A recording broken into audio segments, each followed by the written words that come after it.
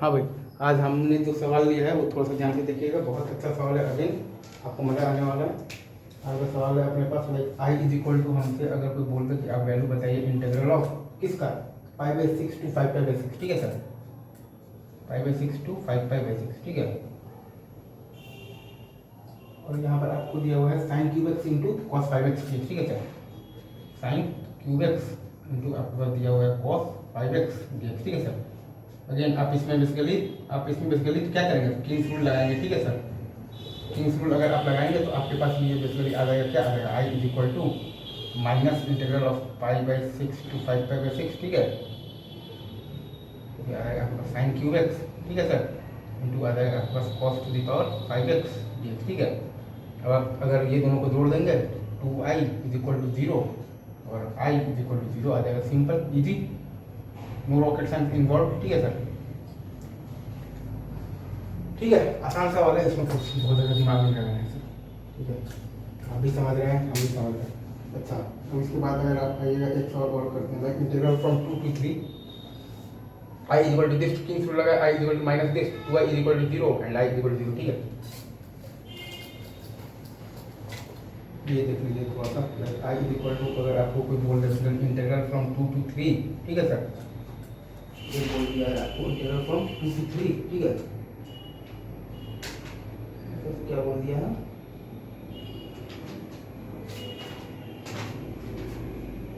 Integral from 2 to 3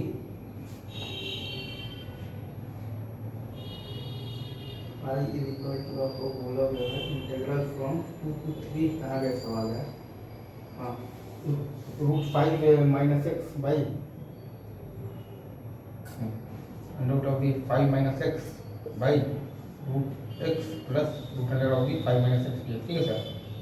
ये आपका है वैसे आई इज इक्वल टू, तो आप फिर से लिख देंगे I is equal to integral from 2 to 3 root of X by √x plus √100 of the 5 minus X dx, ये आप लिख देंगे, ओके सर।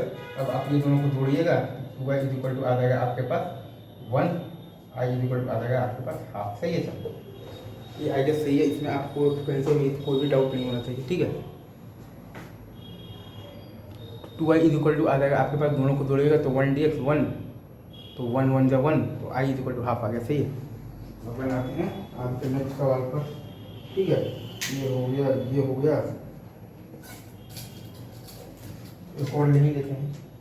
अच्छा, अगर आपसे कोई ये वाला इंटीग्रेशन तो आपको आता है ना, like integral from sign theta plus cos theta, ठीक है sir, by 9 + 16 into sine 2 theta, अगर आपसे कोई बोल दे तो डी मतलब इंटू साइन 2 थीटा तो डी थीटा का वैल्यू बताइए, ठीक है सर।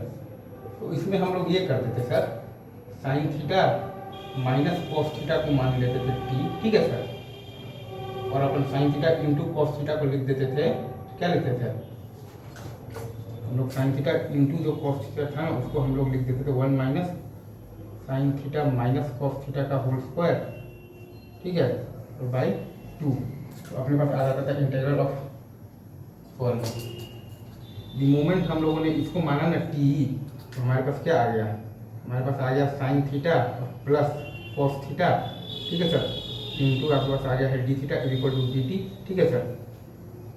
तो फिर हम लोग लिख देते थे sign theta into cos theta को हम लोग लिख देते थे 1 minus sine theta minus cos theta का होल स्क्वायर, ठीक है सर, और बाई 2। तो यहाँ पर अपने पास आ गया है basically integral of D T by 9 plus, तो 32/2 16 इंटू 1 माइनस टी स्क्वायर, ठीक है। अब ये तो सॉल्व हो ही जाएगा,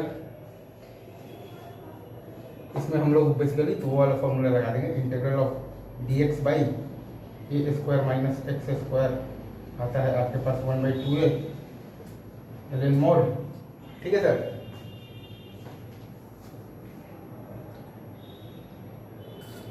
ए plus X by A minus X plus C, ठीक है।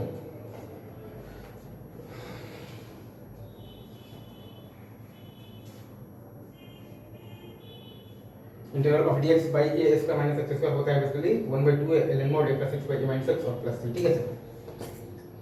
ये आ गया। अच्छा, आपके पास अगेन आसान सवाल, sine theta minus basically cos theta को मान लिया टी, तो sine theta plus cos theta into D theta equal to D T, और sine theta into cos theta को लिख दिया 1 minus sine theta minus cos theta का होल स्क्वायर और बाई 2, बस आ गया। ठीक है सर, अभी रुको यहीं पर, आगे मैं कराता हूँ और